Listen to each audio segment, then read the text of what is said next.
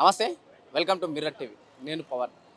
మనం గత కొన్ని రోజులుగా చూస్తున్నాం, ఏదైతే 317 జీవో వల్ల తెలంగాణలో ఉన్న ఉద్యోగులు పూర్తిగా స్థానికత కూలిపోతారని చెప్పి చాలా నెలల నుంచి నిరసన కొనసాగుతుంది. ఎక్కడ కూడా గత ప్రభుత్వం కావచ్చు, ప్రస్తుతం ఉన్న ప్రభుత్వం పూర్తి స్థాయిలో పట్టించుకోలేదు. ఈ 317 జీవో ఎత్తివేస్తామని కూడా పూర్తి స్థాయిలో హామీ ఇవ్వలేదు. గతంలో నాయకులు దాని మీద చర్చ జరిపారు, కానీ ఎక్కడ కూడా పూర్తి క్లారిటీ రాలేదు. కానీ మరోసారి ఇదే ధర్నా చౌక్లో 317 జీవో ఎత్తివేయాలని చెప్పేసి ఇక్కడ వాళ్ళు ధర్నా నిరసన వ్యక్తం చేయడం జరుగుతుంది. మనం వాళ్ళతో మాట్లాడే ప్రయత్నం చేద్దాం. అన్న ఇక్కడ నుంచి వచ్చారు, ఏ డిపార్ట్మెంట్లో ప్రస్తుతం వర్క్ చేస్తారు మీరు? మాది ఉమ్మడి మహబూబ్నగర్ జిల్లా. ప్రస్తుతం మా మండలము అమన్గల్ మండలము. అయితే అది దాన్ని రంగారెడ్డిలో కలపడం జరిగింది. అయితే 317 జీవో అలొకేషన్ చేసేటప్పుడు ఈ స్థానికత అనేది పరిగణలోకి తీసుకుపోవడం వల్ల అయితే కొత్త జిల్లాలు చేసేటప్పుడు ఏం చేసిందంటే పాత ఉమ్మడి జిల్లాల నుంచి 10 మండలాలు తీసుకొచ్చి రంగారెడ్డిలో కలిపింది. అలొకేషన్ చేసేటప్పుడు ఆ 10 మండలాలు కలిపిరు కదా, ఎవరు అప్లై చేసుకోవాలనేది ఆప్షన్ ఇవ్వకుండా స్థానికత అనేది పరిగణలోకి తీసుకోకుండా ఇష్టారీతిన అలొకేషన్ చేయడం వల్ల, స్థానికతను విస్మరించడం వల్ల ఈ మహబూబ్నగర్ నుంచే ఎక్కువ మంది బాధితులు ఉన్నారు. వాళ్ళు తీవ్ర ఆందోళన వ్యక్తం చేస్తున్నారు. 3 సంవత్సరాల నుంచి ఆల్పెరగని పోరాటం చేస్తూ ఉన్నాము. ఇప్పుడు పాలమూరు బిడ్డగా ముఖ్యమంత్రి అవకాశం వచ్చింది కాబట్టి మొన్న మహబూబ్నగర్లో మీటింగ్లో రేవంత్ రెడ్డి గారు ఒక మాట అన్నారు. పాలమూరుకు అవకాశం వచ్చింది కాబట్టి పాలమూరుకు ఏం చేయడానికి కూడా రెడీగా ఉన్నారు. కాబట్టి రేవంత్ అన్న, పాలమూరు బిడ్డగా మేము అడుగుతా ఉన్నాము. పాలమూరుకి ఎక్కువ అన్యాయం జరిగింది, అది మీకు తెలుసు. ఎందుకంటే మాది కల్వకుర్తి అనేది పక్కన, రేవంత్ రెడ్డి గారికి కోతవేటి దూరంలో ఉన్నటువంటి ఊరు. అలాగే అత్తగారు ఊరు కూడా మా పక్కనే ఉంటుంది. కాబట్టి మాకు న్యాయం చేయాలన్నా. మీరు ఎక్కడ నుంచి వచ్చారు, ఏ డిపార్ట్మెంట్? సార్ మాది ఉమ్మడి మహబూబ్నగర్ జిల్లా. ప్రస్తుతం మా ఫరూక్ నగర్ మండలం రంగారెడ్డి జిల్లాకు అలొకేషన్. ఏ డిపార్ట్మెంట్లో ఎడ్యుకేషన్ డిపార్ట్మెంట్ స్కూల్ అసిస్టెంట్గా 15 years అవుతుంది. ఈ విధంగానే ఉంది. అంటే ఉమ్మడి మహబూబ్నగర్ జిల్లాలో అలాట్ అయినా సార్ 2009 డిఎస్సి. అప్పుడు ఉమ్మడి జిల్లా ఉండే కాబట్టి మాకు మా నేటివిటీ అనేది షాద్నగర్ అనేది మాకు అపాయింట్మెంట్ అప్పుడు మాకు దొరకలేదు. ఎందుకంటే ఉమ్మడి జిల్లాలో 64 మండలాలు ఉండేవి. దానివల్ల మాకు మా నేటివ్ మండలం అనేది హైదరాబాద్కి దగ్గరగా ఉంటుంది కాబట్టి మాకు ఫస్ట్ 15 years నుండి అవకాశం దొరకలేదు.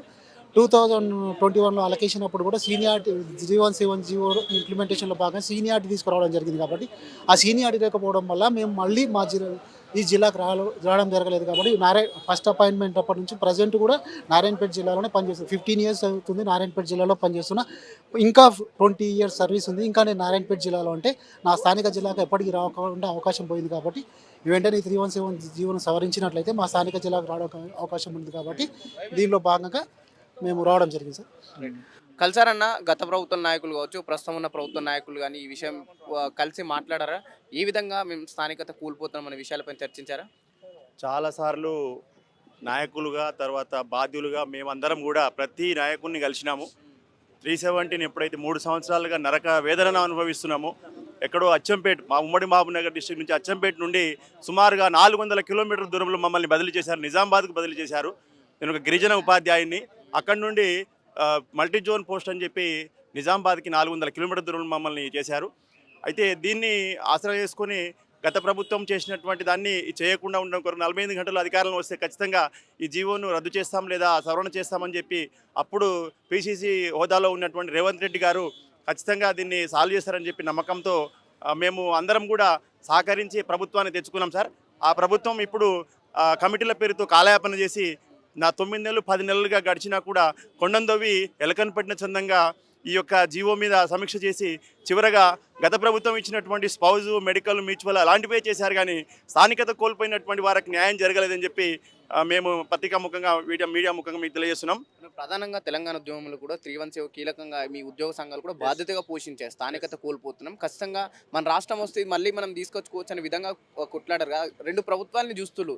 ఏ విధమైన పాజిటివ్ స్పందన అంటే ఏమైనా వచ్చింది ఇప్పటివరకు? అయితే ఇప్పటివరకు కేవలము కొన్ని సమస్యలకు మాత్రమే పాజిటివ్ అనేటటువంటిది వచ్చింది. మిగతా అసలైనటువంటి సమస్య స్థానికతనే పునాదుల మీదనే తెలంగాణ రాష్ట్రాన్ని సాధించుకున్నాము. కానీ ఇప్పుడు ఆ స్థానికత అనేటటువంటిదే లేకుండా పోయింది. కాబట్టి ఖచ్చితంగా ఇప్పటికైనా ఈ జీవోను సమీక్షించి జరుగుతున్నటువంటి అసెంబ్లీ సమావేశాల్లో మా సమస్య పైన స్పందించి ముఖ్యంగా ముఖ్యమంత్రి గారు రేవంత్ రెడ్డి గారు ఇచ్చినటువంటి మాట ప్రకారము ఖచ్చితంగా 317 బాధితులకు న్యాయం చేస్తారని చెప్పి ఆశిస్తున్నాం సార్. ఏ డిపార్ట్మెంట్లో చేస్తారు మీరు? Education department. ఇప్పుడు గతంలో కాంగ్రెస్ పార్టీ ఏదైతే అధ్యక్షుడు గత తెలంగాణ అధ్యక్షుడు టీపీసీసీ అధ్యక్షుడు ఉన్న రేవంత్ రెడ్డి గారు మేము అధికారంలోకి రాగానే 48 గంటల్లోని జీవో ఎత్తివేస్తామని మీకు ప్రధానంగా హామీ ఇవ్వడం జరిగింది. దాని తగ్గట్టు మీరు ఓట్లు కూడా వేయడం జరిగింది, ప్రధాన ఊరు కూడా తిరగడం జరిగింది. దాదాపు సంవత్సరం అవుతుంది మన 9వ తారీఖు వచ్చి. ఎట్లా చూడొచ్చు ప్రస్తుతం సమస్య మీపైన స్పందించకపోవడాన్ని? ఓకే, ఆ రోజు అక్టోబర్ 2, 2023 రోజు గాంధీ భవన్ సాక్షిగా వేలాది మంది బాధితులతోటి అక్కడికి వెళ్ళినప్పుడు ఒక మాట ఇచ్చిండు, మన కాంగ్రెస్ ప్రభుత్వాన్ని అధికారంలోకి తీసుకురండి, అధికారంలోకి వచ్చిన 48 గంటల్లోనే మీ సమస్య పరిష్కారం చేస్తామని చెప్పారు. అదే మాట ప్రకారం నేను అక్టోబర్ 2న ఆ మాట ఇచ్చిన తర్వాత డిసెంబర్ 3 తారీఖు వరకు మేము 2 నెలల్లోనే ఎంతో కష్టపడి ఈ ప్రజాప్రభుత్వాన్ని అధికారంలోకి తీసుకురావడం జరిగింది. ఆ తేడా ఏంటో తెలుసు, ఉద్యోగుల ఓట్లతోటే గెలిచిందనేది ఖచ్చితంగా తెలుస్తుంది. అలాగే ఉమ్మడి మహబూబ్నగర్లో ఎక్కువ బాధితులు ఉన్నారు, అక్కడ నుంచి 12 సీట్లు గెలిచిందనే సంగతి కూడా గుర్తుపెట్టుకోవాలి. ఎందుకంటే అక్కడ ఉద్యమకారులు బాధితులు ఎక్కువ ఉన్నారు కాబట్టి అక్కడ అధికారంలోకి రావడానికి కీలకమైంది కాబట్టి మా మాట నిలబెట్టుకున్నాం కాబట్టి మీరు ఇప్పుడు ఆ రోజు ఇచ్చినటువంటి మాట నిలబెట్టుకోవాలి. మీకు అధికారంలో ఉన్నారు కాబట్టి మీరు ఇచ్చిన మాట ప్రకారం అలాగే మేనిఫెస్టోలో పెట్టిరు, కమిటీ వేసిరు, ఇంతవరకు నిర్ణయం తీసుకోలేకపోతారు. ఈ అసెంబ్లీ సమావేశాల్లో ఖచ్చితంగా నిర్ణయం తీసుకోవాలి, లేకపోతే ఇది ఇంకొక మరో రూపాన్ని సంతరించుకుంటుంది. ఎందుకంటే ఇదివరకు మాకు స్థానికత కోల్పోయినా మా స్థానికత ఇవ్వమంటున్నాం. ఇప్పుడు ఒకవేళ మీరు స్పందించకపోతే next non locals go back అనేటువంటి ఉద్యమ రూపాన్ని సంతరించుకుంటుందని చెప్పి హెచ్చరిక చేస్తూ ఉన్నాం. అన్న, మనం గతంలో తెలంగాణ రాష్ట్రం ఉద్యోగుల కోసం ప్రధానంగా సాధించుకున్నాం. ఈ ఉద్యోగులు తెలంగాణలో ఉన్నా సరే స్థానికత వల్ల అప్పటి గుర్తులు ఏమైనా ఏర్పడుతున్నాయా? అప్పటి గుర్తులు అయితే ఏం కనబడతలేదు. ఎందుకంటే ఇది కూడా ఉమ్మడి ఏపీ ఉన్నప్పుడు ఎట్లా ఉంది, కొంచెం అప్పుడే కొంచెం బాగుందేమో అనిపించింది మధ్యకాలంలో. ఎందుకంటే ఈ తెలంగాణ వచ్చినాక పరిణామాలు చూస్తే స్థానికత పునాదుల మీద ఏర్పడిన తెలంగాణలో స్థానికతకే స్థానం లేకుండా పోయింది. మాకంటే ముందు అపాయింట్ అయిన వాళ్ళు లోకల్ అయ్యారు, మేము నాన్ లోకల్ అయినాం. మా తర్వాత 2024లో అపాయింట్ అయిన వాళ్ళందరూ మళ్ళీ లోకల్ అయ్యారు. మా బతుకులు ఏమైనా మాకు అర్థమైతే లేదు. రోజుకు 150 నుంచి 200, 300 కిలోమీటర్లు ప్రయాణం చేసి మళ్ళీ ఇంటికి వచ్చేసరికి రాత్రి 10, 11, మళ్ళీ పొద్దున్న తెల్లారుజామున మళ్ళీ 4 గంటలకు 5 గంటలకు ఈ ఇంట్లోంచి బయలుదేరాల్సి వస్తుంది. కొంతమంది అడుగుతారు, ఎందుకు పోతారు సార్, మీరు అక్కడే ఉండొచ్చు కదా అంటే, పుట్టి పెరిగి చదువుకొని ఉన్న ఊరిని వదిలిపెట్టి ఎట్లా పోవాలి? ఇల్లు వాకిలి అన్నీ ఇక్కడనే ఉన్నాయి, తల్లి తండ్రి బంధువులు మిత్రులు ఇల్లు అన్నీ ఇక్కడనే ఉన్నాయి. ఇక్కడ వదిలిపెట్టి ఎట్లా పొమ్మని చెప్తారు. చాలాసార్లు చెప్పినా కూడా అదే పరిస్థితి ఉన్నది. ఈ పరిస్థితిలో మార్పు రావాలి, మమ్మల్ని మా స్థానిక జిల్లాలకు పంపించే ప్రయత్నం చేయాలి. ముఖ్యంగా ఈ స్థానికత అనే అంశం అనేది ఒక 4-5 జిల్లాలనే ప్రాబ్లం ఉంది ఉమ్మడి జిల్లాల్లో. ఒకటి ఉమ్మడి రంగారెడ్డి, ఉమ్మడి ఖమ్మం, ఉమ్మడి మహబూబ్ నగర్, ఉమ్మడి వరంగల్. ఈ 4-5 జిల్లాల్లో తీవ్రత ఎక్కువ ఉంది కాబట్టి ఈ 4-5 జిల్లాల్లో సెట్ చేసే పరిస్థితి ఉంటే ఈ సమస్య పూర్తిగా సాల్వ్ అయిపోతుంది. దీని మీద ముఖ్యమంత్రి గారు దృష్టి కేంద్రీకరించి సానుకూలమైన నిర్ణయం తీసుకుంటారని ఆశిస్తున్నాం. మీరు ఏ డిపార్ట్మెంట్లో చేస్తున్నారు? టీచర్ అండి, టీచర్. ఎన్ని సంవత్సరాల నుంచి చేస్తున్నారు? ఇప్పుడు నేను దాదాపుగా 4 సంవత్సరాల నుంచి చేస్తున్నాను. ప్రస్తుతం ఎక్కడ చేస్తున్నారు? ప్రస్తుతం వికారాబాద్ జిల్లాలో చేస్తున్నాను. వికారాబాద్లో కూడా మారమూల. నేను ఉండేది కీసర మండల్. రెగ్యులర్ ట్రావెలింగ్ రోజు దాదాపుగా పోవడం 130 కిలోమీటర్లు, రావడం 130 కిలోమీటర్లు, 260 కిలోమీటర్లు దాదాపుగా. మీరేం చేస్తున్నారు? నేను టీచర్ సార్, నారాయణపేట జిల్లాలో పనిచేస్తున్నాను. నా స్థానికత వచ్చేసి రంగారెడ్డి జిల్లా.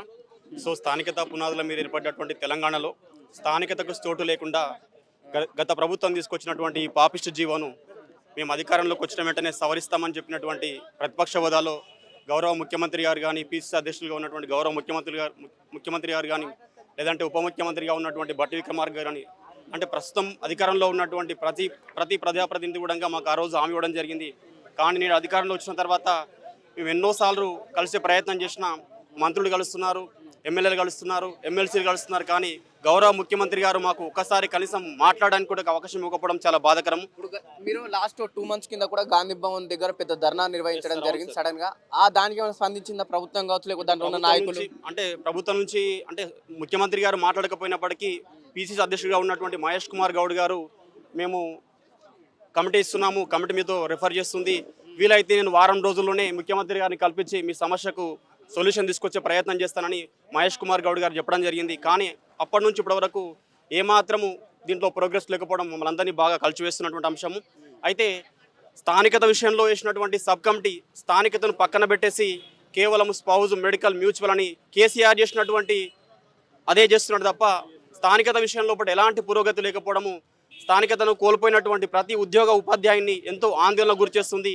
ఈ కలసివేతతోటి ఎంతోమంది ఉపాధ్యాయులు తమంతకు తామే ఆత్మహత్యలు చేసుకుని చనిపోవడం కానీ, లేదంటే దూర ప్రయాణం వల్ల ఎన్నో అనారోగ్య సమస్యలతో ప్రతిరోజు బాధపడుతున్నారు. సో ఇప్పటికైనా ప్రభుత్వము సానుకూల దృక్పథంతో మీరు ప్రతిపక్షంలో ఉన్నప్పుడు ఎంత సానుకూలంగా మా పట్ల మాట్లాడారో, ఎంత పాజిటివ్ వైఖరిని మా పట్ల కనబర్చారో, అదే దృక్పథాన్ని ఇప్పుడు కనబర్చి వీలైన త్వరలోపట మాకు ఉపశమనం కలిగిస్తారని చెప్పేసి మేము ముఖ్యమంత్రి గారిని వేడుకుంటున్నాము.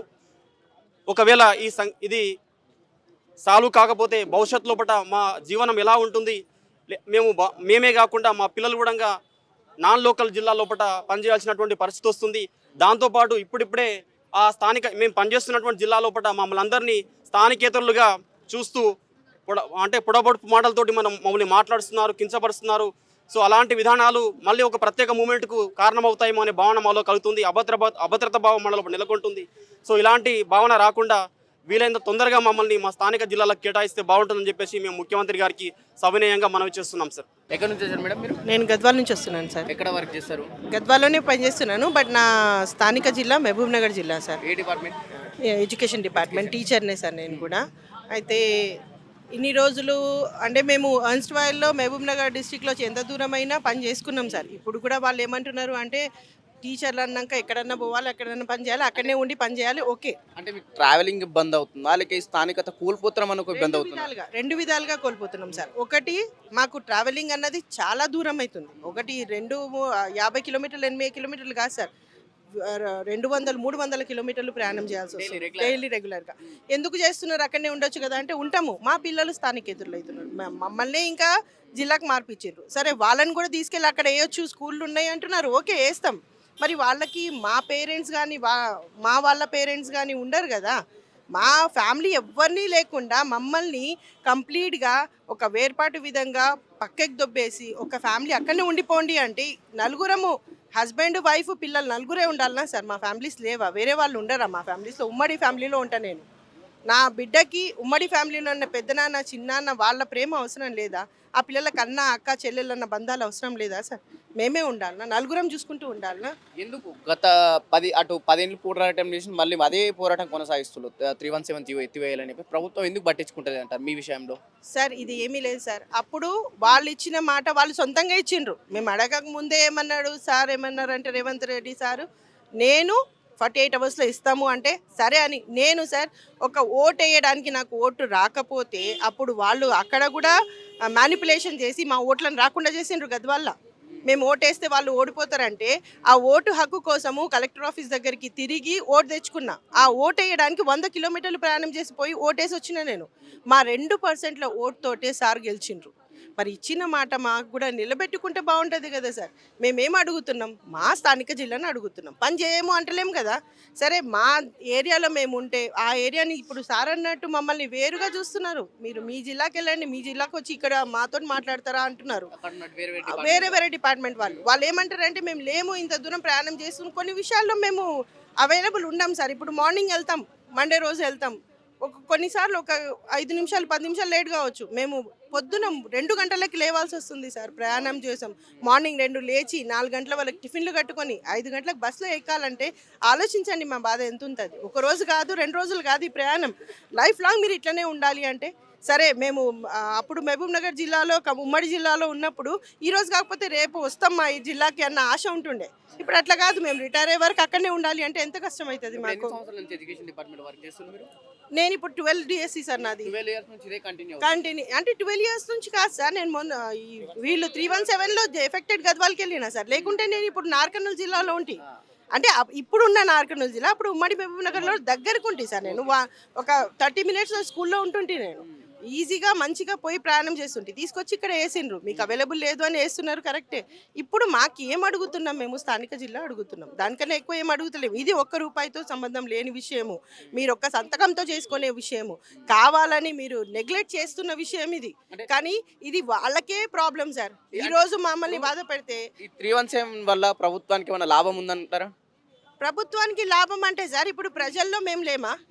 మీరు అందరికీ అన్ని ఇస్తున్నారు కదా, మేము ప్రజలు కాదా? మేము ఓట్లు వేయలేదా? మరి మాకు బాధ అన్నప్పుడు ఎవరికి చెప్పుకోవాలి? సీఎంకే కాక ఇంకెవరికి? మీకు ఒకవేళ మీకు లాభం చేరుకుంటేనే మా సాల్వ్ చేస్తారా? లాభం లేకపోతే చెయ్యరా మీరు? మీకు లేకపోవచ్చు మాతో లాభం, లేకిన్ ఫర్దర్లో మీరు మొత్తం ఓడిపోతారు.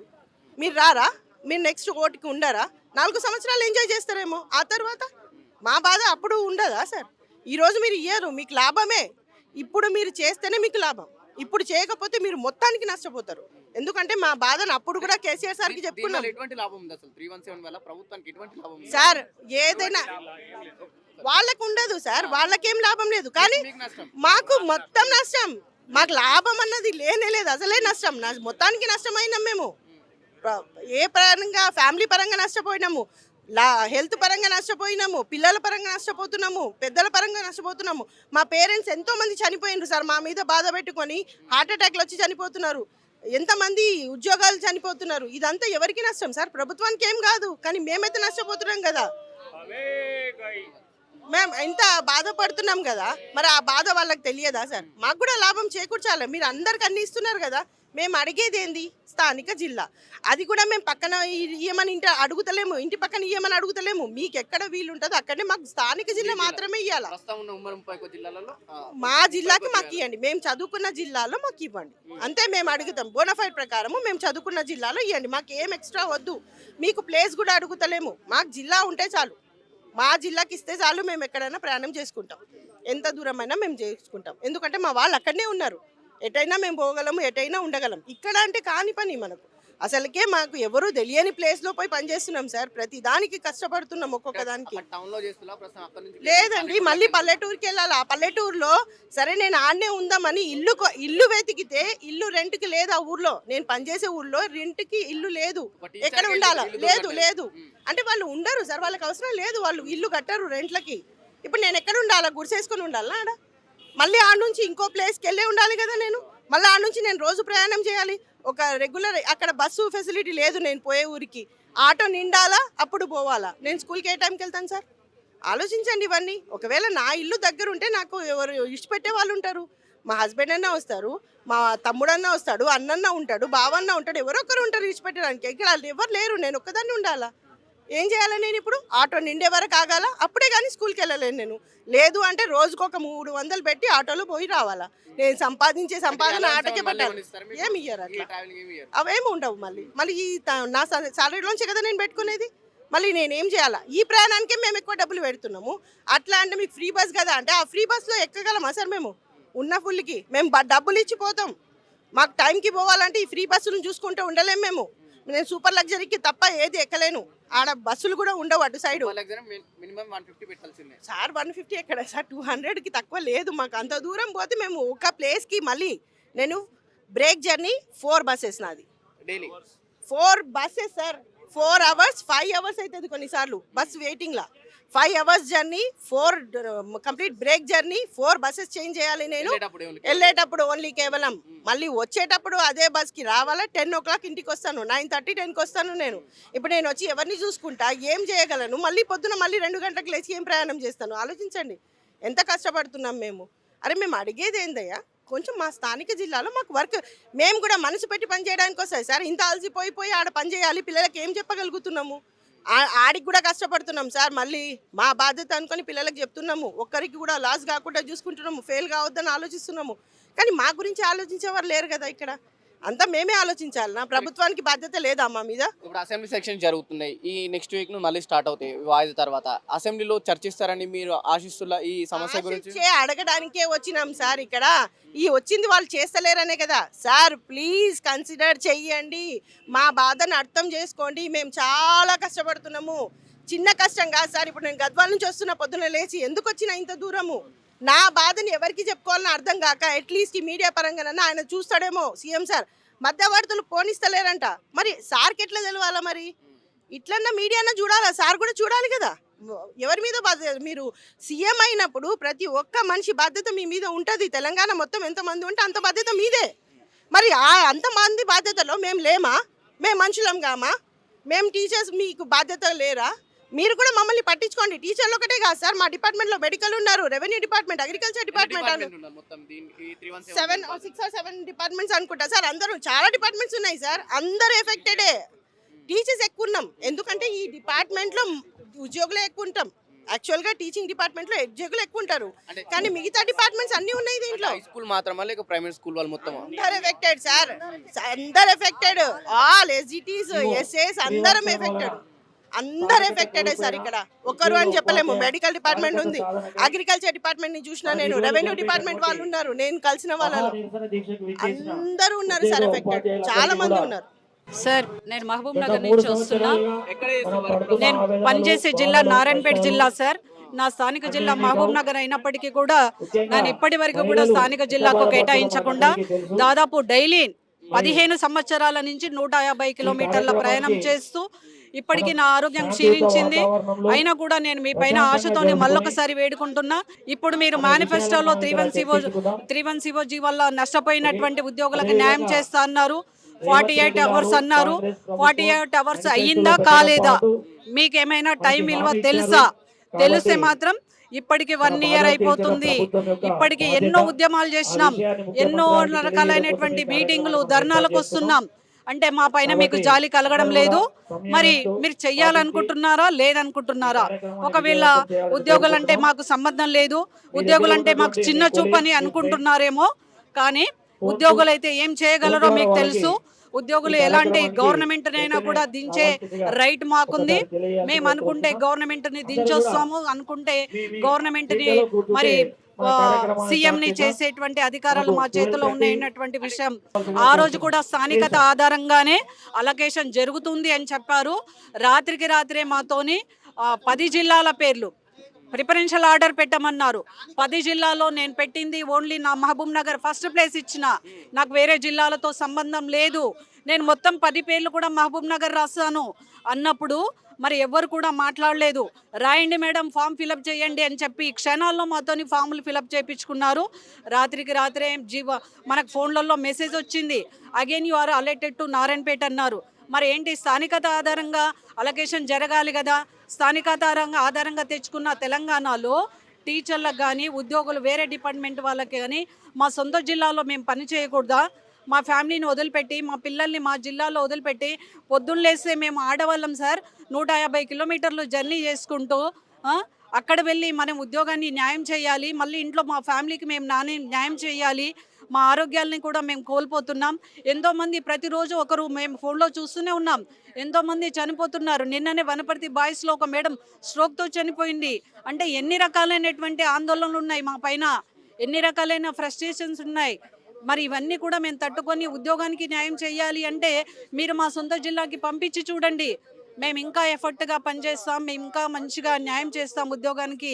మరి ఇవన్నీ కూడా చెప్పేటప్పుడు ఒకటి, అధికారంలోకి వచ్చిన తర్వాత మాట అనేది మరవకపోవడము, ఇది మీకు చాలా చెడ్డ పేరు తెస్తుంది. ఆ విషయాన్ని మీరు మర్చిపోవద్దు. మేనిఫెస్టోలో పెట్టే ముందు ఉండాలి, పెట్టేటప్పుడు ఒకసారి ఆలోచించేది ఉండే, ఈ జీవోని నేను న్యాయం చేస్తానా లేదా అని.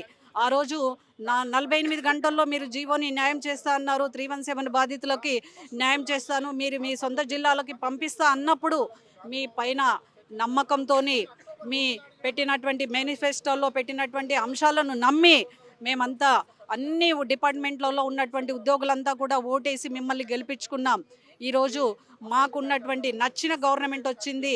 మా ప్రజాప్రభుత్వంలో ఉద్యోగులంతా హాయిగా బ్రతుకుతామని ఆశించినాం, కానీ ఇప్పటికీ కూడా మీకు చీమ కుట్టినట్టు కూడా లేదు. ఎంతోమంది ప్రతిరోజు పడిగాపులు కడుతున్నాం సార్ మీ అపాయింట్మెంట్ కొరకి. ఒక్కరోజు కూడా ఏమైనా డిమాండ్లు కోరుతున్నారా? కేవలం స్థానికత కోసమే మీరు పోరాడుతున్నారు? Only 3 months, no other demands sir, no other demands. ఆర్థిక పరమైన డిమాండ్లు ఏవీ లేవు. ఫస్ట్ మాకు లోకాలిటీ ఇచ్చి చూడండి. మీరు పెట్టినటువంటి ఫస్ట్ అంశం 317 బాధితులకు న్యాయం చేస్తా అంటున్నారు. ఇది ఆర్థిక పరమైనటువంటి ఇబ్బందులు తెచ్చే జీవో కాదు. ఫస్ట్ మా స్థానికత మాకు ఇప్పియండి. ఇప్పించినప్పుడు మేము చాలా సంతోషపడతాం సార్.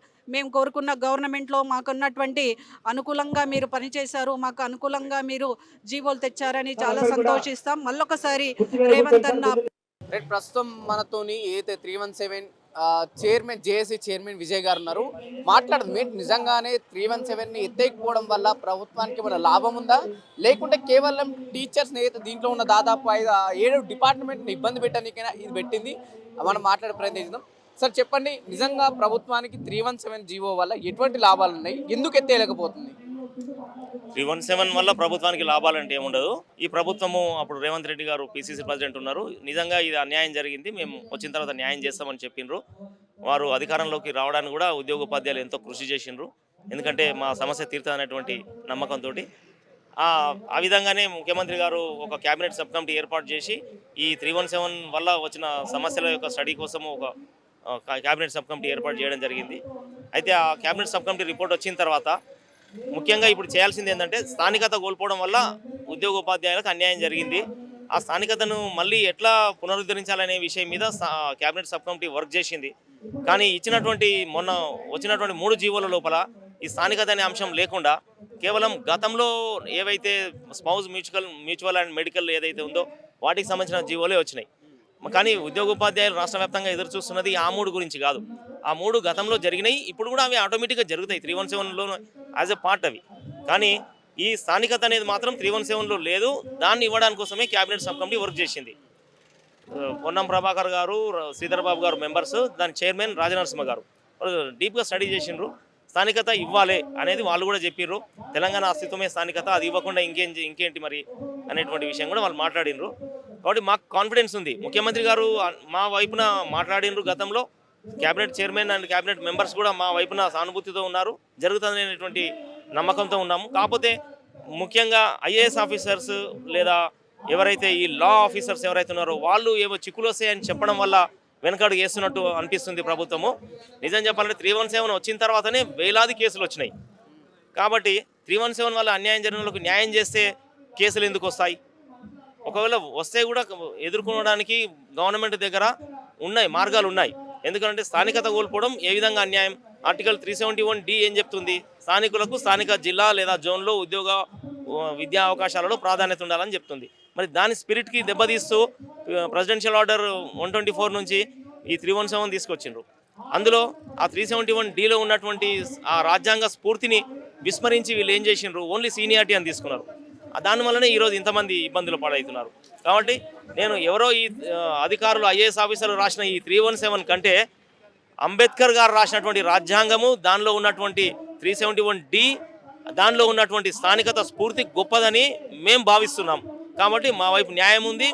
ఆ స్థానికత పొందే వరకు మేము పోరాటం చేస్తాం. ప్రభుత్వం కూడా ఇస్తుందని మేము ఆశిస్తున్నాం. ఈ ఐఏఎస్ ఆఫీసర్లు లేదా ఈ లా ఆఫీసర్లు ఎవరైతే ఉన్నారో వారు కొంత ఈ విషయంలో ఇంకా కొంచెం స్టడీ చేసి కొత్త ప్రెసిడెన్షియల్ ఆర్డర్ ప్రకారం 1 నుంచి 7వ తరగతి వరకు ఎక్కడ చదువుకున్నారో అది వాళ్ళ స్థానిక జిల్లా లేదా జోన్గా పరిగణిస్తూ స్థానికత విషయంలో డెఫినేషన్కి చిక్కులు ఉన్నాయనే విషయం కూడా ఒకటి నిన్న మన వినిపిస్తుంది అనమాట. స్థానికత విషయంలో డెఫినేషన్ ఏముంది? మనం కొత్త ప్రెసిడెన్షియల్ ఆర్డర్ని ఫాలో అవుతున్నాం. కొత్త ప్రెసిడెన్షియల్ ఆర్డర్ ప్రకారమే మనకి కొత్త జిల్లాలు, కొత్త జోన్లు. కాబట్టి కొత్త ప్రెసిడెన్షియల్ ఆర్డర్లో ఉన్నటువంటి స్థానికత నిర్వచనం ఏదైతుందో దాన్ని ఫాలో అవుతూ ఆ ఉద్యోగ ఉపాధ్యాయులను వారి స్థానిక జిల్లాలు, జోన్లకు తిరిగి కేటాయించి వాళ్ళకి న్యాయం చేయాలి. రాష్ట్ర వ్యాప్తంగా ఉన్నటువంటి ఈ ఉద్యోగోపాధ్యాయుల పనితీరు కూడా మెరుగుపడేదానికి ఇది సహకరిస్తుంది. సరే, ఏదైతే గతంలో ప్రస్తుతం ఉన్న ముఖ్యమంత్రి గారు టీపీసీసీ అధ్యక్షుడు ఉన్నప్పుడు మేము అధికారంలోకి రాగానే 48 గంటల్లోనే ఈ జియో పైన మేము సమీక్షిస్తామన్న వారు ప్రస్తుతం దాదాపు సంవత్సరం అవుతున్నా ఎటువంటి ఆ రిజల్ట్ కనిపిస్తలేదు కదా? ప్రభుత్వానికి మన ఆ వినతి పత్రాలు కానీ ప్రభుత్వాన్ని తెలియజేసే పరిస్థితి కనిపించిందా? మేము ప్రభుత్వానికి అనేక వినతి పత్రాలు ఇచ్చినాము, చెప్పినాము. అయితే 48 గంటల్లో పరిష్కరిస్తా అనేది ఆయన అన్నారు, కానీ అది అంత ఈజీగా జరిగే పని కాదు. దాని గురించి స్టడీ చేయాలి కదా. కాబట్టి ఆయన క్యాబినెట్ సబ్ కమిటీ వేసిండ్రు. సబ్ కమిటీ వర్క్ చేసింది దీని మీద. ఇప్పుడు రిపోర్ట్ వచ్చింది. రిపోర్ట్ వచ్చిన తర్వాత ఇప్పుడు GAD and other officers, principal secretaries వాళ్ళు చేయాలి పని. వాళ్ళు చేయకుండా ప్రభుత్వానికి తప్పుడు సలహాలు ఇస్తూ ఉద్యోగస్తులకు, ఉపాధ్యాయులకు వ్యతిరేకంగా నిర్ణయాలు తీసుకుంటూ ఇప్పుడు ప్రభుత్వానికి చెడ్డ పేరు, ఉద్యోగ ఉపాధ్యాయులకు ఆవేదన వాళ్ళు కలిగిస్తున్నారు. కాబట్టి ప్రభుత్వం తరపున ఈరోజు క్యాబినెట్ సబ్ కమిటీ యొక్క పని ఆల్రెడీ వాళ్ళు కంప్లీట్ చేశారు. ఇప్పుడు ఇంకా ఉన్నది ముఖ్యమంత్రి గారి చేతిలోనే. కాబట్టి మేము ముఖ్యమంత్రి గారికి మనవి చేస్తుంది ఏంటంటే, మీరు కల్పించుకొని ఈ యొక్క క్యాబినెట్ సబ్ కమిటీ రిపోర్ట్లో స్థానికత ఉందా లేదా, లేకపోతే ఉండే విధంగా చర్యలు తీసుకొని స్థానికత కోల్పోయిన వారికి స్థానికత ఇప్పించే విధంగా చేయండి. మరొకటి ఏంటంటే, ఇది ఏ విధమైనటువంటి ఆర్థిక భారం లేనటువంటిది ప్రభుత్వం పైన ఉన్న ఉద్యోగస్తులే. శాలరీ పెంచండి అనే డిమాండ్ దీనికి సంబంధం లేదు. ఇది శాలరీలు, ప్రమోషన్లు వీటన్నిటికీ అతీతమైంది ఇది. ఎందుకంటే ముందు అస్తిత్వం, స్థానికత ఉంటే మిగతా ఏదైనా కాబట్టి మేము ఈ ప్రమోషన్లు మేము అడగలేదు, అసలు మేము ట్రాన్స్ఫర్లు, ప్రమోషన్లు, పిఆర్సీలు ఇవి మీరు లేట్ చేసినా సరే కానీ ముందు స్థానికత ఇవ్వండి అని మేము అడిగినాం. ఎందుకంటే అది మా అస్తిత్వం, అది ఇచ్చిన తర్వాత ఇంకేదైనా. మనం తెలంగాణ తెచ్చుకుంది, మన అస్తిత్వాన్ని కోల్పోతున్నాం, స్థానికతను కోల్పోతున్నాం అనే విషయంలో తెలంగాణ ప్రధానంగా తీసుకున్నాం.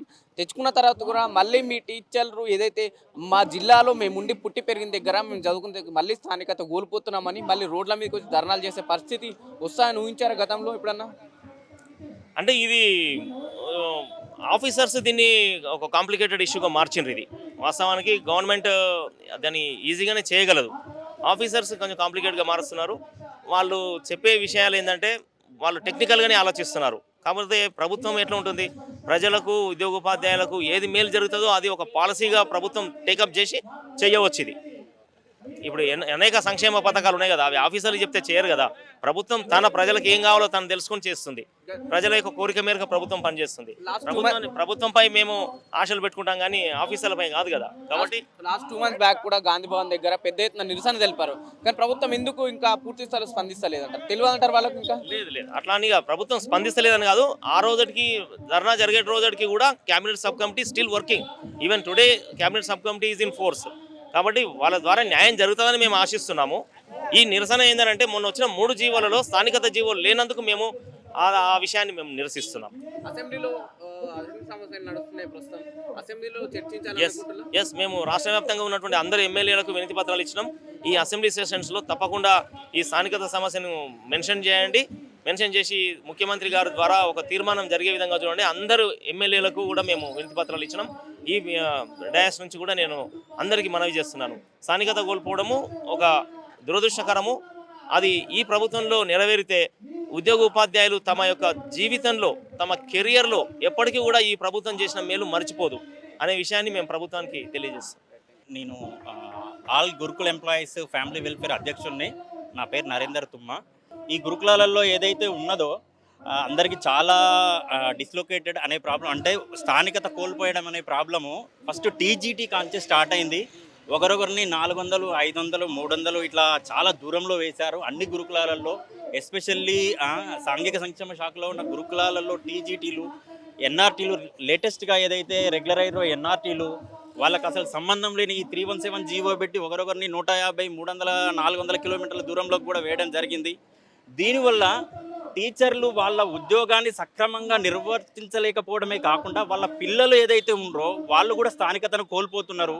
ఇంకా వృద్ధులైన తల్లిదండ్రులు ఏదో బంధువులకు ఏదైనా జరిగినా ఏదున్నా కూడా వీళ్ళు అటెండ్ కాలేక, ఉద్యోగం మీద కాన్సన్ట్రేషన్ చేయలేక, ఫ్యామిలీకి దూరంగా ఉండి వివిధ రకాలైన మానసికమైన రోగాలతో కూడా సతమతమయ్యే స్థితిని తీసుకొచ్చిరు. ఎస్పెషల్లీ తెలంగాణలో ఉన్న అన్ని గురుకుల ఎంప్లాయీస్కి ఎవరికైతే స్థానికతకు సంబంధించి ఉన్న గైడ్లైన్సెస్ ఉన్నాయో వాళ్ళు ఇంతవరకు ఒక బీజీ మీటింగ్ పెట్టి ఈ 317 అడాప్ట్ చేసుకున్నది లేదు. 317 అని చెప్పేసి ఉపాధ్యాయులను ఇష్టం ఉన్నట్టు వాళ్ళకి నచ్చిన స్కూల్లోకి వాళ్ళని ట్రాన్స్ఫర్ చేయడం జరిగింది. ఎలాంటి గైడ్లైన్స్ను పాటించిన దాఖలాలు కూడా లేనట్టుగా మా దృష్టికి వచ్చింది. మేము పలుమార్లు గవర్నమెంట్ దృష్టికి తీసుకెళ్ళినాము, సెక్రటరీల దృష్టికి కూడా తీసుకెళ్ళినాము. కాకపోతే గురుకులాల మీదనే ప్రభుత్వం ఫోకస్ చేయడం వల్ల గురుకుల టీచర్లు మళ్ళీ బయటకు వస్తే ఇంకా ఏదో జరిగిపోతుందనే భావన ఉంటుందని మేము మా విధులకును ఎలాంటి ఆటంకం కలగకుండా మేము మా విధులు నిర్వహిస్తూనే మా యొక్క నిరసనను ప్రభుత్వానికి తెలియజేస్తున్నాము. టీజీటీలు ఎవరైతే ఉన్నారో, పీజీటీలు ఎవరైతే ఉన్నారో ఆ ప్రిన్సిపల్స్ ఇతర వాళ్ళు అడిగిన స్థానికతను, వాళ్ళ రూల్స్ ఏదైతే ఉన్నదో పాటించేసి తక్షణం వాళ్ళ స్థానికతను వాళ్ళకి ఇవ్వాలి. వాళ్ళ పిల్లల స్థానికతను కోల్పోతున్నారు, వాళ్ళకు వర్క్ ప్రెషర్ ఎక్కువ ఉన్నది, వాళ్ళకి సమయ పాలన కూడా మార్నింగ్ 8 o'clock చేసిరు గురుకుల టీచర్లకు. ఎక్కడ కూడా లేదు, ఏ ప్రభుత్వం కూడా 8 గంటలకు స్కూల్ పెట్టిన దాఖలాలు లేవు. గవర్నమెంట్ స్కూల్ని దాన్ని 9 గంటలకు చేయమని డిమాండ్ అందరూ ఉపాధ్యాయులు, పిల్లలు కూడా చెప్తున్నారు. ఎందుకంటే 8 o'clock స్నాక్స్ తిన్న పిల్లగాడు 12 o'clock వరకు ఎలాంటి స్నాక్స్ తినకుండా ఉండడం వల్ల కొంచెం హెల్త్ ప్రాబ్లమ్స్ కూడా వస్తున్నాయి. వారికి చెప్పినాము, వారి దృష్టికి తీసుకెళ్ళినాము. ప్రభుత్వం సానుకూలంగా స్పందిస్తుందని మేము అనుకుంటున్నాము. అత్యంత త్వరలో గురుకుల ఎంప్లాయీస్కి కూడా 317 నుంచి విముక్తి కల్పిస్తుందని మన కాంగ్రెస్ ప్రజాప్రభుత్వం ఉపాధ్యాయులకు, ఉద్యోగులకు ఎలాంటి అన్యాయం చేయదని నేను బలంగా నమ్ముతున్నాము. మేము బలంగా నమ్ముతున్నాము. మా కోరిక ఈ అసెంబ్లీ సెక్షన్లోనే నెరవేరుతుంది. థ్యాంక్ యూ అండి. Thank you. సూర్యాపేట జిల్లా నుంచి వచ్చినాం సార్. ఎడ్యుకేషన్ డిపార్ట్మెంట్ నల్గొండ జిల్లాకు అలాట్ అయినాం. సో అంటే ఎన్ని సంవత్సరాలు చేస్తున్న వర్క్? నేను 12 ఇయర్స్ నుంచి చేస్తున్నాను టీచర్గా. 12 years నుంచి ఇది లేదు అంటే 12 ఇయర్స్ అంటే ఈ 317 వచ్చింది 2021లో కదా. ఈ 3 ఇయర్స్ నుంచి మేము ఈ 317 వల్ల ఎఫెక్ట్ అయినాము. దగ్గర దగ్గర రోజు ఒక 300 కిలోమీటర్స్ జర్నీ చేయాల్సినటువంటి సిచ్యువేషన్ వస్తుంది. అంటే ప్రతిసారి 317 అంటే ఓన్లీ స్పౌజ్, మ్యూచువల్, మెడికల్ అనేటువంటిది ఆల్రెడీ ఒక కమిటీ వేసారు. 317 మీద కమిటీ వేసిందే, ఒక క్యాబినెట్ సబ్ కమిటీ వేసిందే స్థానికత నష్టపోయిన వాళ్ళకు ఏ విధంగా వాళ్ళకు స్థానికత కల్పించాలి అనే విషయం మీదనే మనకు ఈ సబ్ కమిటీ అనేది వేసారు. అసలు ఆ సబ్ కమిటీ రిపోర్ట్ ఏంటి, ఏం రిపోర్ట్ ఇచ్చింది, ఆ రిపోర్ట్లో ఏముంది అనేది లేకుండానే, అసలు అది పబ్లిక్ డొమైన్లో పెట్టకుండా, ఆ రిపోర్ట్లో ఏముందన్న విషయం ఎవరికి చెప్పకుండానే ఆల్రెడీ పాత గవర్నమెంట్ ఇచ్చినటువంటి ఒక 3 జీవోలు ఇచ్చి, ఆ 3 జీవోలకే ఒక line as for sub committee report అని ఒక్కటే ఒక లైన్ యాడ్ చేసి మిగతాదంతా యాజ్ ఇట్ ఈస్గా అవే జీవోలు ఇచ్చి మళ్ళీ స్పౌజు, మ్యూచువల్, మెడికల్ వాళ్ళకే ఇస్తామని చెప్పేసి, అంటే జరిగిన పనినే మళ్ళీ చేయడం కోసం, చేసిన దాన్నే మళ్ళీ చేయడం కోసం ఒక 10 నెలలు క్యాబినెట్ సబ్ కమిటీ వేసి అన్ని నాయకులు, అన్ని సంఘాల నాయకులను పిలిచి మాట్లాడుకొని మళ్ళీ జరిగిన ప్రాసెస్నే మళ్ళీ చేయడం కోసం అనేటువంటి ఇది కరెక్ట్ పద్ధతి కాదు. ఎవరైతే స్థానికత నష్టపోయారో వాళ్ళకి న్యాయం చేయాలి. ప్రతిసారి స్పౌజ్, మెడికల్ అంటున్నారు. సరే, మెడికల్ ఇష్యూస్ ఉన్న వాళ్ళు, మెడికల్ వాళ్ళు వాళ్ళ స్థానిక ప్లేస్లో ఉండాలి. వాళ్ళకి సర్వీస్ చేసే వాళ్ళ దగ్గర వాళ్ళు ఉంటే చేస్తారు. ఇప్పుడు స్పౌజ్ ఉంది. స్పౌజ్ అంటే ఎట్లా ఉందనంటే, ఇప్పుడు నాన్ స్పౌజ్ వాళ్ళు ఒకరే ఎంప్లాయ్, స్పౌజ్ వాళ్ళు 2 ఎంప్లాయ్. అంటే 2 ఎంప్లాయీస్గా ఉన్నటువంటి వాళ్ళేమో ఒక దగ్గరనే ఉండాలి. ఒకరు ఎంప్లాయీగా ఉన్న వాళ్ళు భార్య ఒక దగ్గర, భర్త ఒక దగ్గర ఉండొచ్చు అనేనా గవర్నమెంట్ ఉద్దేశం కూడా అదేనా? అది కరెక్ట్ పద్ధతి అంటే, నాన్ స్పౌజ్ వాళ్ళకు కూడా పేరెంట్స్ ఉన్నారు, నాన్ స్పౌజ్ వాళ్ళకు కూడా లోకల్ ప్లేసెస్లో ఇండ్లు ఉన్నవి, స్థలాలు ఉన్నాయి, పిల్లలు ఉన్నారు. వాళ్ళు అంటే మాకు 2 జీతాలు లేవు, మాకు ఒకటే జీతం. ఆ ఒక జీతంతో ఇంటి దగ్గర ఉన్న ఎంతో కొంత వ్యవసాయమో లేకపోతే ఏదో ఒకటి చూసుకుంటూ బతికే వాళ్ళనేమో ఎక్కడున్నా పని చేస్తారట. 2 జీతాలు ఉన్నటువంటి వాళ్ళు మాత్రం ఒక దగ్గరనే ఉండాలి, టౌన్లకు దగ్గర ఉండాలి, వాళ్ళకి స్పౌజ్ పాయింట్లు ఇవ్వాలి. ఇవన్నీ పెట్టి వాళ్ళని అంటే నేను ఇప్పుడు స్పౌజ్కి వ్యతిరేకం కాదు, వాళ్ళకు ఏ విధంగా అయితే స్పౌజ్గా చేస్తున్నారో, ఓన్లీ ఉద్యోగాలు చేసే వాళ్ళే భార్యాభర్తలు కాదు, 2 ఉద్యోగం చేసే వాళ్ళే భార్యాభర్తలు కాదు. ఒక ఎంప్లాయీ ఉన్నా సరే ఆ భార్యాభర్తలకు కూడా వాళ్ళకు కొన్ని బాధ్యతలు ఉంటాయి, పేరెంట్స్ బాధ్యతలు ఉంటాయి, పిల్లల బాధ్యతలు ఉంటాయి. ఇప్పుడు వాళ్ళు అంటే మా పిల్లల బాధ్యత కూడా మేము చూసుకోవాలి. మా పిల్లలు కూడా స్థానికత అనేటువంటిది కోల్పోతున్నారు. మేమే కాదు, మా నెక్స్ట్ జనరేషన్స్ కూడా మా స్థానికత నుంచి వేరే స్థానిక ప్రాంతాలకు వెళ్ళిపోవాల్సినటువంటి పరిస్థితి వస్తుంది. కాబట్టి వీటిని రెక్టిఫై చేయాల్సిందిగా క్యాబినెట్ సబ్ కమిటీని గౌరవ ముఖ్యమంత్రి గారిని మీ ద్వారా కోరుతున్నాం. మనతోని 317 JAC state working president Nageswararao garu ఉన్నారు. సార్, ఏంటి 317 జీవో వల్ల టీచర్లు ఎటువంటి కష్టాలు ఎదుర్కొంటున్నారంటే ఏం చెప్తారు? సార్, జీవో 317 వల్ల ఉద్యోగోపాధ్యాయులు గత 3 సంవత్సరాలుగా అనేక ఇబ్బందులు ఏర్పడుతుంది సార్. ముఖ్యంగా మహిళలు రోజుకు 200-300 కిలోమీటర్లు ప్రయాణం చేసి రావడం చాలా ఇబ్బందికరంగా ఉంది. కొంతమంది మహిళలు ఎట్లా ఆవేదన పడుతున్నారంటే, మధ్యాహ్నం తర్వాత కనీసం మంచినీళ్ళు కూడా తాగట్లేదు సార్. ఎందుకంటే మధ్యాహ్నం మంచినీళ్ళు తాగితే మళ్ళీ వాష్రూమ్ పోవాల్సి వస్తుంది. బస్సులో అట్లాంటి ఫెసిలిటీస్ ఉండేవి కాబట్టి హైదరాబాద్కి వచ్చే వరకు ఇబ్బంది అవుతాయనే ఉద్దేశంతో చాలామంది ఆవేదన తెలియజేస్తున్నారు. ముఖ్యంగా ఏంటంటే, ఈ జీవో వల్ల దాదాపు ఇప్పటికీ 32 మంది చనిపోవడం జరిగింది సార్. దాదాపు చాలామంది యాక్సిడెంట్లో కాళ్ళు చేతులు విరగొట్టుకొని హాస్పిటలైజ్ అయినటువంటి పరిస్థితులు కూడా మనం ఎన్నో మంది చూస్తున్నాం. మరి 300-400 కిలోమీటర్లు ప్రయాణం చేసినటువంటి ఉద్యోగి యొక్క, ఉపాధ్యాయుల యొక్క మానసిక స్థితి ఎట్లా ఉంటుందో మనం అర్థం చేసుకోవచ్చు. మరి మనస్ఫూర్తిగా పని చేయలేకపోతున్నాం, ఆ జిల్లాకు పోయి సెటిల్ కాలేకపోతున్నాం, ఈ జిల్లా నుంచి అప్ అండ్ డౌన్ చేయలేక చాలా ఇబ్బందులు పడుతున్నటువంటి పరిస్థితి సార్. అంటే ఇప్పుడు ఇందాక మేము చాలామంది టీచర్స్తో మాట్లాడుతుంటే వాళ్ళు చెప్తుంది ఏంటంటే, మేము దాదాపు 3-4 బస్సెస్ బ్రేక్ చేయాల్సి వస్తుంది కేవలం వెళ్ళేటప్పుడు వచ్చేటప్పుడు. ఇట్లాంటి పరిస్థితుల్లో టీచర్స్ ఏదైతే వాళ్ళు కాన్సన్ట్రేట్ చేయగలుగుతున్నారా ఈ పిల్లలకు విద్య చెప్పేటప్పుడు? ఎంతైనా మానసిక 3-4 బస్సులు మారి 300-400 కిలోమీటర్లు ప్రయాణం చేసి కుటుంబానికి దూరంగా ఉంచి ఉదయం ఎప్పుడో 4 గంటలకు బయలుదేరి రాత్రి 10 గంటలకు వచ్చినటువంటి ఉపాధ్యాయుల మానసిక పరిస్థితి ఇబ్బందికరంగా ఉంటుంది. మనస్ఫూర్తిగా వాళ్ళు విద్యార్థులతోటి సరైనటువంటి దిశలో ఉద్యోగం కానీ విద్య కానీ చెప్పడానికి కొంచెం ఇబ్బందిగా ఉంటుందని మనం చెప్పొచ్చు. ప్రస్తుతం ఉన్న ప్రభుత్వానికి ప్రధానంగా 317 గురించి ఏ విధంగా డిమాండ్లు పెట్టబోతున్నారు, ఎట్లుండబోతుంది సార్?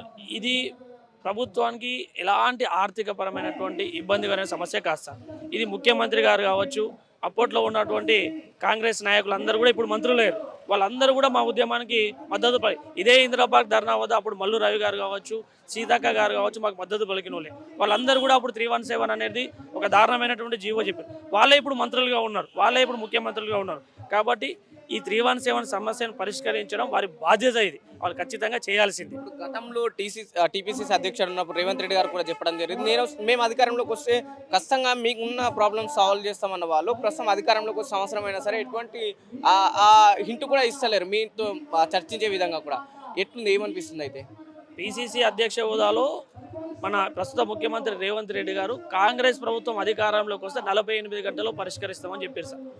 కానీ 48 1 ఇయర్ అయిపోయింది. మొన్న గాంధీ భవన్ రోజు కూడా అది గుర్తు చేయాలన్న ఉద్దేశంతో చలో గాంధీ భవన్ కార్యక్రమం చేపట్టాం. మీరందరూ కూడా అక్కడికి విచ్చేసి ఉన్నారు. వేల మంది అక్కడ చెప్పాం. ఆ రోజు పిసిసి ప్రస్తుత అధ్యక్షుడు మహేష్ కుమార్ గారు, పొన్నం ప్రభాకర్ గారు, కొండా సురేఖ గారు, ఎమ్మెల్సీ బల్మూరి వెంకట గారు వారందరూ ఒక 1 మంత్లో మీ సమస్య పరిష్కారం అవుతుంది అన్నారు సార్. కానీ గత కేసీఆర్ ప్రభుత్వం చేసిందే మళ్ళీ ఏది స్పౌస్ మెడికల్ మ్యూచువల్, దానికోసం సబ్ కమిటీ అవసరం లేదు, వాళ్ళకి న్యాయం చేయాల్సినటువంటి అవసరం లేదు. ఆయన అసలు అన్నిటికంటే పెద్ద సమస్య స్థానికత. ఈ స్థానిక తెలంగాణ ఏర్పడిందే స్థానికత కోసం. అలాంటి స్థానికత కోసం మేము చేస్తున్నటువంటి పోరాటానికి మీరే అప్పుడు మద్దతు పలికి ఇప్పుడు మీరు న్యాయం చేయకపోవడం అనేది కరెక్ట్ కాదు సార్. మీరు వెంటనే మా బాధ్యతను పిలుచుకోండి. మీరు ఎన్ని రోజులలో మాకు న్యాయం చేశారనేటువంటి విషయాన్ని మాకు తెలియజేస్తే మా బాధితులందరూ కూడా సంతోషంగా ఉంటారని చెప్పి మీ ద్వారా ముఖ్యమంత్రి గారికి తెలియజేస్తాను సార్. రైట్, ఇది పరిస్థితి. అయితే ప్రస్తుతం మన ధర్నా చౌక్లో 317 జీవో సంబంధించిన బాధితులు పూర్తిగా ప్రభుత్వానికి నిరసన తెలపడం జరుగుతుంది. అయితే గత 2021లో ఈ 317 జీవో తీసుకురావడం జరిగింది. దీనివల్ల మేము స్థానికత కోల్పోతున్నాం, మాకు ఈ 317 జీవోని వెనక్కి తీసుకోండి, మాకు మా పిల్లలకు పూర్తి స్థాయిలో ఇబ్బంది అయితే మేము కూడా పొద్దున్న నుంచి ట్రావెలింగ్కే మా జాబ్ కన్నా ఎక్కువ ట్రావెలింగ్ ఎక్కువ అయిపోతుందని బాధపడడం జరుగుతుంది. ప్రభుత్వానికి ఎన్నోసార్లు విజ్ఞప్తి చేసుకున్నా కూడా పూర్తి స్థాయిలో పట్టించుకుంటలేదు. గతంలో రేవంత్ రెడ్డి గారు టీపీసీసీ అధ్యక్షుడు ఉన్నప్పుడు మేము అధికారంలోకి రాగానే 48 గంటల్లోనే ఈ జీవో గురించి మేము పూర్తిగా సమీక్షిస్తామన్న వాళ్ళు ప్రస్తుతం సంవత్సరమైనా సరే ఎక్కడ కూడా పట్టించుకుంటలేదని చెప్పేసి ఇక్కడ ఆ ఉద్యోగులు పూర్తి స్థాయిలో ఆందోళన వ్యక్తం చేయడం జరుగుతుంది. కెమెరా పర్సన్ కళ్యాణ్తో పవన్, మిర్రర్ టీవీ, హైదరాబాద్.